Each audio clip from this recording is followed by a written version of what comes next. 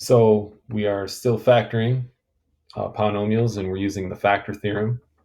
So here we want to check if the binomial x minus 5 is a factor of the polynomial x cubed minus 7x squared plus 7x plus 15. So we know our coefficients. We're going to use those for synthetic substitution. And we need to figure out what we're going to substitute in. So we need to find the 0 of x minus 5. So we add 5 to both sides and we get x is equal to 5.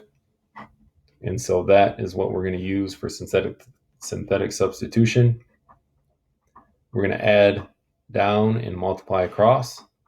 So 1 plus 0 is 1. 5 times 1 is 5. Add down, negative 7 plus 5 is negative 2. Negative 2 times 5 is negative 10. Negative 10 plus 7 is negative 3. And 5 times negative 3 is negative 15. 15 minus 15 is 0. And so this is our remainder. And if our remainder is 0, then yes, then we do have the remainder is 0. The remainder is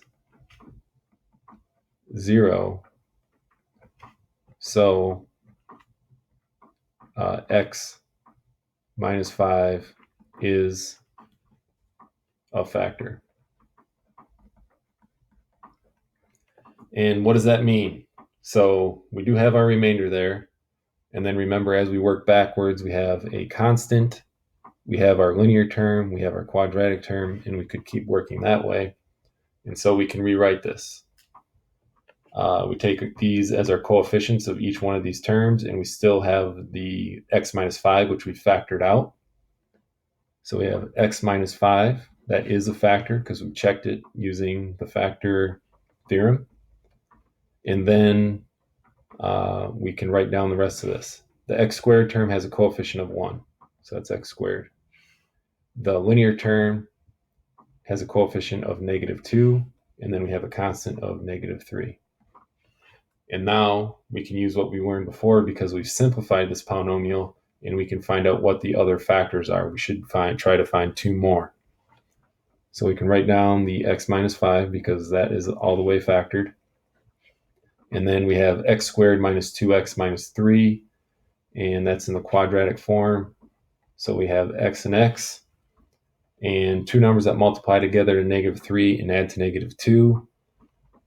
3 and 1 multiply to negative and add, so the bigger number needs to be negative and positive. And so from this, we find out that our 3 zeros, if we put these in the zero product property, we would get 5, negative 1, and positive 3.